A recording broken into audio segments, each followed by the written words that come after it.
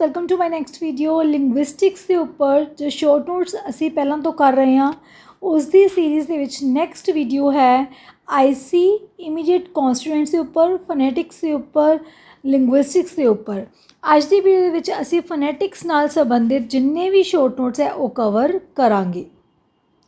तो BA second year semester 4 के students नूं जो है काफ़ी शॉर्ट नोट्स जो इस वीडियो के विचों पेपर के विच आए हुए हैं तो वीडियो नूं बहुत ध्यान नाल सुन लिता जाए। तो IC की हुंदा है, ICs की है इमीडिएट कॉन्स्टिट्यूएंट्स की है। इमीडिएट कॉन्स्टिट्यूएंट मतलब इमीडिएटली नाल ही आ जाते हैं। इन लिंग्विस्टिक्स असी जदों भी गल करनी है तो असी किस तरीके नाल गल कर रहे हैं लिंग्विस्टिक्स दे विच। In linguistics immediate constituents are the meaningful units that directly form a larger linguistic structure like a phrase or a sentence। तो इमीडिएट कॉन्स्टिट्यूएंट की है जिहड़े कि मीनिंगफुल यूनिट है जिन्हां दा मतलब निकलता है तो डायरैक्टली एक लार्जर लिंग्विस्टिक स्ट्रक्चर बनाते हैं, चाहे वो फ्रेज होवे, चाहे वो सेंटेंस होवे, चाहे वो क्लोज होवे। They are the two largest grammatical units that combine to create a larger construction। दो ग्रामेटिकल यूनिट्स मिल के, ठीक है, वक्रिया वक्रिया यूनिट्स मिल के एक लार्जर स्ट्रक्चर बनाती हैं जिन्हों कि असी सेंटेंस कहने। हुण एग्जाम्पल है IC दी बच्चे इनू immediate constituents paper which ICS भी लिखे के आ सकता है। तुसीं सिंपली ਇਹਦਾ आंसर लिखना होएगा। इसका मतलब है immediate constituents poor John ran out. हुण इस सेंटेंस के पार्ट पुअर जॉन, ठीक है, subject, then ran out verb. तो हुण अगों भी ਇਹਦਾ पार्ट बन सकता है पुअर जॉन। पुअर जॉन का अगला पार्ट की है, पुअर की हो गया एडजेक्टिव, ठीक है, तो जॉन की हो गया नाउन। नेक्स्ट है अगर रैन आउट, रैन की हो गया वर्ब, आउट की हो गया एडवर्ब, कि कित्थे भज गया, ठीक है, तो बाहर नूं भज गया। ये सी इमीडिएट कॉन्स्टिट्यूएंट्स।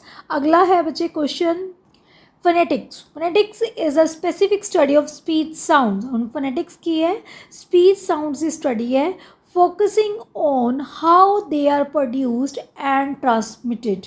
एक किस चीज़ से फोकस करती है कि स्पीच साउंड्स किवें प्रोड्यूस होंदियां, किवें उन्हां दा उच्चारण हुंदा है, किवें वो बोलियां जांदियां ते किवें वो ट्रांसमिट कीतियां जांदियां, किवें वो उच्चारियां जांदियां। It is a branch of linguistics. तो फोनेटिक्स की है लिंग्विस्टिक्स एक ब्रांच है, एक शाखा है। There are 44 speech sounds. English दे विच in English there are 44 speech sounds. तुहानूं सौखा करके लिखण दे लई मैं इस तरीके नाल बना दिता है 44 स्पीच साउंड्स आर देयर जिहदे विचों वाउल्स ते कॉन्सोनेंट्स है। वाउल्स की है प्योर वाउल्स ते इम्प्योर वाउल्स। जो प्योर वाउल्स है वो 12 है नंबर दे विच। इम्प्योर वाउल्स जिन्होंने डिप्थोंग भी कहते हैं, ग्लाइडिंग वाउल्स भी कहते हैं, वो 8 है। मतलब टोटल वाउल्स कितने हो गए बच्चे 20। इसी तरीके कॉन्सोनेंट्स कितने हैं 24, 24 की है कॉन्सोनेंट्स है। नैक्सट बच्चे एग्जाम्पल्स वाउल्स दियाँ। वाउल्स एग्जाम्पल ई तो ये अद्धक वाली साउंड है बच्चे ए, ठीक है, सच सच बैच ये वाली साउंड है। नैक्सट डिप्थोंग ओ, ठीक है, पेयो, ठीक है, पियो, उदों असी ये साउंड यूज़ करते हैं ग्लाइडिंग वाउल्स। दैन कॉन्सोनेंट्स में स, ज, र, ल, प, ठीक है जी। ये है फोनेटिक्स की है, लिंग्विस्टिक्स की ब्रांच है। कितनी साउंड है 44 साउंड्स है। अगला क्वेश्चन है बच्चे very very very important question linguistics की है। हुण लिंग्विस्टिक्स की ब्रांच है फोनेटिक्स तो लिंग्विस्टिक्स की है। The word linguistics originates from Latin word lingua. कित्थों बने लिंगुआ जिसका मतलब है टंग, मतलब असी अपनी जीभ की हैल्प नाल की उच्चारण करते हैं। It is a scientific study of language. इस लैंग्वेज की साइंटिफिक स्टडी करती है। It is the study of human speech including the units nature and structure and modification of language. ये किस नाल संबंधित है यूनिट्स, लैंग्वेज का की नेचर है, की स्ट्रक्चर है, किवें असी लैंग्वेज दे विच सुधार मॉडिफिकेशन लैके आने the area of linguistic analysis are. हुण ਲਿੰਗੁਇਸਟਿਕਸ ਦੇ ਵਿੱਚ ਕੀ ਕਵਰ ਹੁੰਦਾ ਬੱਚੇ, ਇਹ ਜੋ ਵੀ ਅੱਗੇ ਪੜ੍ਹਨ ਲੱਗਿਆ ਸੀ, ਜਦੋਂ ਵੀ ਤੁਸੀਂ ਕੋਈ ਕੰਪੀਟੀਟਿਵ ਐਗਜ਼ਾਮ ਦਿਓਗੇ ਤੇ ਜੇ ਉਸ ਵਿੱਚ ਇੰਗਲਿਸ਼ ਆਣੀ ਹੈ ਤੇ ਇਹ ਵਾਲਾ ਸ਼ੋਰਟ ਨੋਟ ਤੁਹਾਨੂੰ ਦੇਖਣ ਨੂੰ ਮਿਲੇਗਾ। ਇਸ ਲਈ ਧਿਆਨ ਨਾਲ ਸਮਝ ਲਓ। ਲਿੰਗੁਇਸਟਿਕਸ ਦੀਆਂ ਬ੍ਰਾਂਚਿਸ ਕਿਹੜੀਆਂ ਸਭ ਤੋਂ ਪਹਿਲਾਂ ਹੈ ਸਿੰਟੈਕਸ। ਸਿੰਟੈਕਸ ਹੁੰਦਾ ਹੈ rules governing the structure of sentence, ਮਤਲਬ ਸੈਂਟੈਂਸਿਸ ਕਿਵੇਂ ਬਣਦੇ ਆ, ਸੈਂਟੈਂਸ ਦਾ ਸਟਰਕਚਰ ਕੀ ਹੈ। ਫਿਰ ਸਿਮੈਂਟਿਕਸ, ਸਿਮੈਂਟਿਕਸ ਕਿਹਦੇ ਨਾਲ ਡੀਲ ਕਰਦਾ ਹੈ, ਮੀਨਿੰਗ ਨਾਲ। ਫਿਰ ਮੋਰਫੋਲੋਜੀ, ਮੋਰਫੋਲੋਜੀ ਕਿਹਦੇ ਨਾਲ ਡੀਲ ਕਰਦਾ ਹੈ, ਸਟਰਕਚਰ ਆਫ ਵਰਡਸ।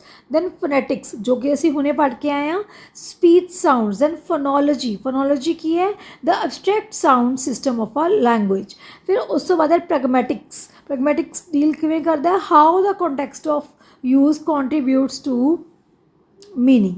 ਠੀਕ ਹੈ, ਕਿਵੇਂ ਜਿਵੇਂ ਅਸੀਂ ਸਾਊਂਡਸ ਯੂਜ਼ ਕਰਦੇ ਹਾਂ ਉਹ ਮੀਨਿੰਗ ਨੂੰ, ਜਿਹੜਾ ਕੰਟੈਕਸਟ ਮੀਨਿੰਗ ਜੋ ਵਰਡਸ ਲਿਖੇ ਗਏ ਆ ਉਸ ਪੈਰਾਗ੍ਰਾਫ ਦੇ ਵਿੱਚ, ਉਸ ਪਰਟੀਕੂਲਰ ਰਾਈਟਿੰਗ ਦੇ ਵਿੱਚ, ਉਸ ਕੰਟੈਕਸਟ ਦੇ ਵਿੱਚ ਉਹਦਾ ਕੀ ਮੀਨਿੰਗ ਨਿਕਲ ਰਿਹਾ। ਦੇਖੋ ਹਰੇਕ ਵਰਡ ਦਾ ਇੱਕੋ ਹੀ ਮੀਨਿੰਗ ਨਹੀਂ ਹੁੰਦਾ, ਵੱਖਰੇ ਵੱਖਰੇ ਮੀਨਿੰਗ ਹੁੰਦੇ ਆ। According to context, according to writing ਉਹਦਾ ਮੀਨਿੰਗ ਅਸੀਂ ਵੇਰੀ ਕਰ ਸਕਦੇ ਹਾਂ।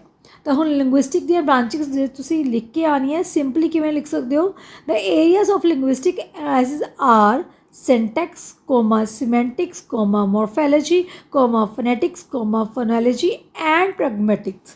जो ब्रैकेट ਵਿੱਚ मैं मीनिंग लिखे है वो थोड़ी अंडरस्टैंडिंग ਲਈ ही लिखे हुए है। नेक्स्ट क्वेश्चन है बच्चे productivity. What do you mean by productivity. Productivity करना मतलब प्रोड्यूस करना, मतलब उत्पाद करना, पैदा करना।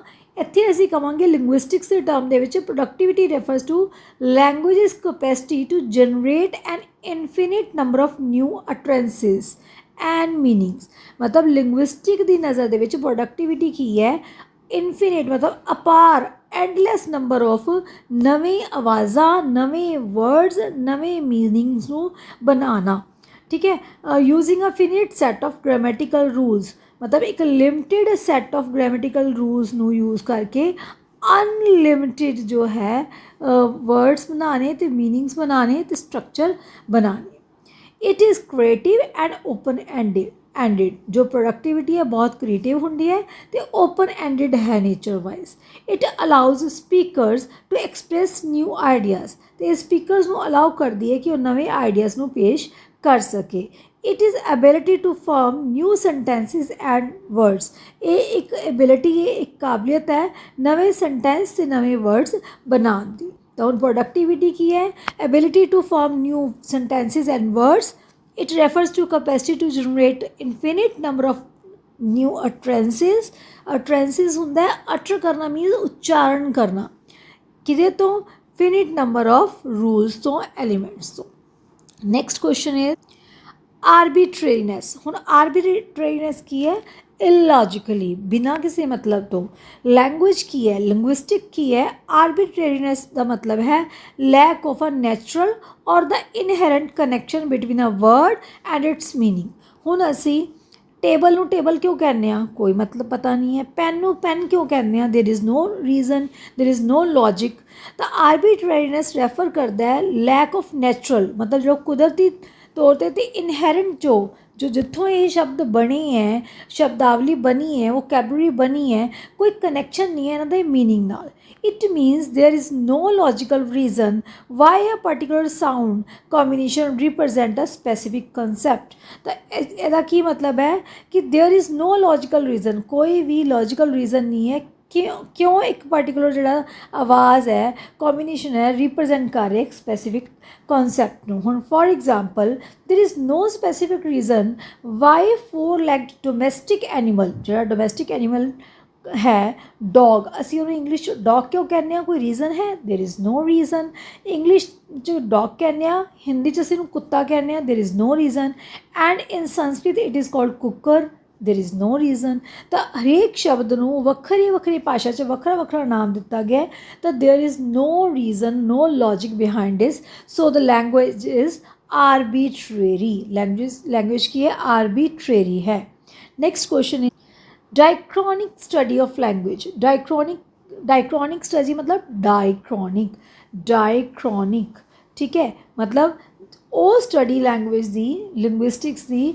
ਡਾਇਕ੍ਰੋਨਿਕ linguistics is a study of language, how language change over time ਕਿ ਸਮੇਂ ਦੇ ਨਾਲ ਨਾਲ ਲੈਂਗੁਏਜ ਕਿਵੇਂ ਬਦਲਦੀ ਹੈ। It is also known as historical linguistics. ਇਹਨੂੰ ਕੀ ਕਹਿੰਦੇ ਆ? Historical linguistics. It records the changes that have taken place in the language.